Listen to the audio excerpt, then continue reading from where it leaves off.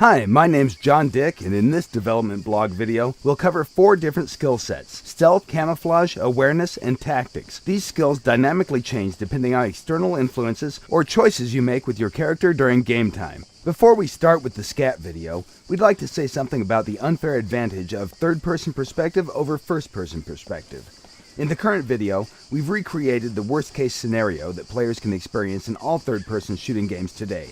Not only that TPP is unfair over FPP, it's unfair in general since players on elevated positions have a huge advantage over other players. So far, there's no game that has provided a solution for this problem. Some games do offer split servers depending on the view, but in our opinion, that's kinda lame.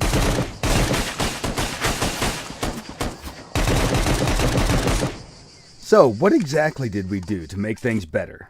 In SCUM, everything you experience is a projection of what your character experiences in the game. No matter which view you prefer, you will not be able to see things if your character doesn't see them or feel them. This means if you want to see behind the wall, you'll have to take a peek and risk compromising your position. The moment you take a look, your character's awareness will kick in. What will be shown to you on the screen is a result of complex equations that involve your character's awareness and tactics skill versus the enemy's stealth and camouflage skills. The red outlines representing that tactics skill have been activated also. Notice that it works for both the first-person and third-person perspective. Once tactics time expires, you'll lose information about the enemy's position. The only way to get it again is to take another look. Okay, let's cover the tactics skill first. Tactics is linked with the intelligence attribute and represents the ability to predict trajectories of objects in 3D space. Imagine you're looking through the window and notice a car slowing down at the crossroad with a left turn signal turned on. Even if you stop looking at that car, you'll have a rough idea about its trajectory. In the video, the character on the right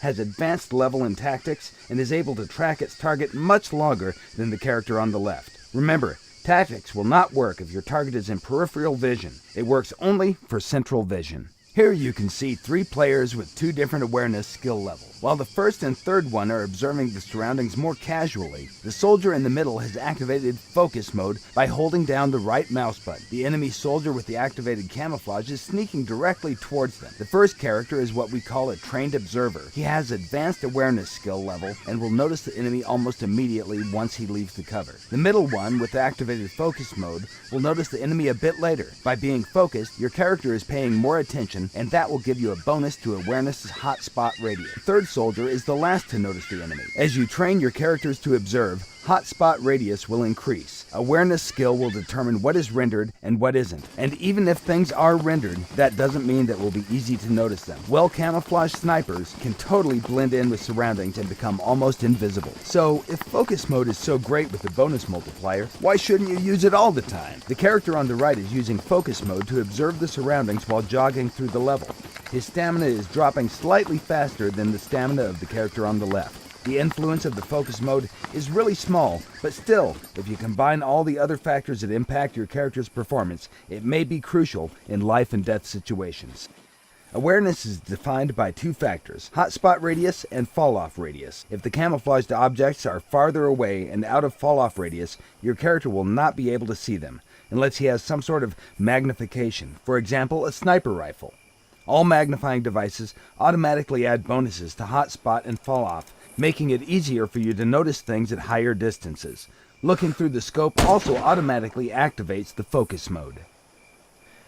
Awareness is not only useful in combat situations, it also provides you with benefits when you're searching for useful items like food or gear. If you use focus mode, awareness will highlight the items within your spot radius. This will help you to see them from a distance, which is especially useful for smaller items. Characters with low awareness skill will have to come closer to detect the same items.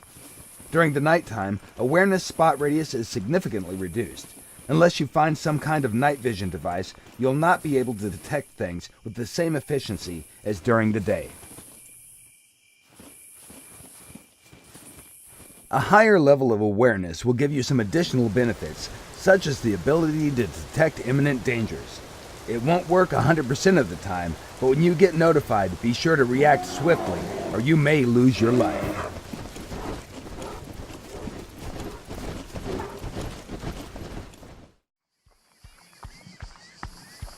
Okay, let's cover the stealth skill now.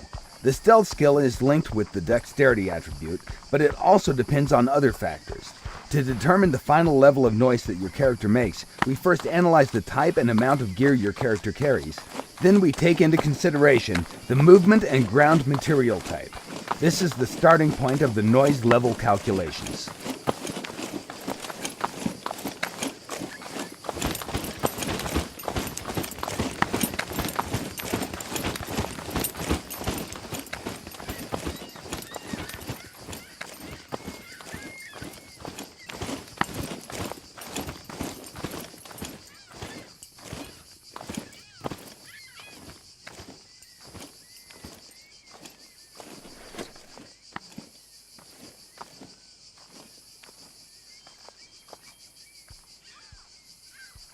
The next step is to factor in the overall weight of the character. Again, this system is fully dynamic, and it's linked directly with the character's metabolism. All things that influence body mass are taken into consideration, like fluid or food intake, for example. The larger the body, the more noise it will make.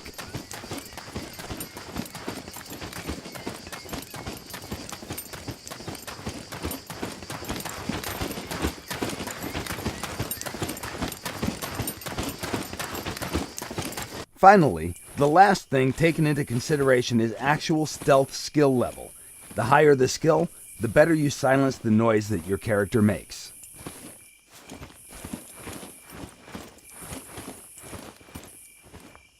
Modern gaming engines have many limitations.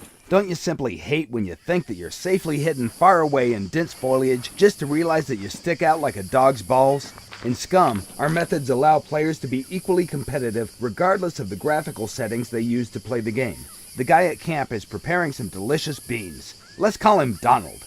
3 soldiers are approaching him over the hill. The left one, called Huey, is crawling through dense vegetation. The middle one, Dewey, is crouching his way towards the larger bush, and the right one is simply walking straight in the open like John Wayne in Sands of Iwo Jima. Let's address him as Louie. Notice that from the Donald's perspective, he only sees Louie. Dewey is well hidden in the bush, while Huey can't be seen because he's well camouflaged. On far distances, the game engine doesn't render foliage, yet still Huey is invisible until he decides to blow his cover simply by changing his stance. At that moment, his camouflage has been terminated and he becomes visible. The camouflage skill can only be activated in dense foliage when your character is prone and out of plain sight.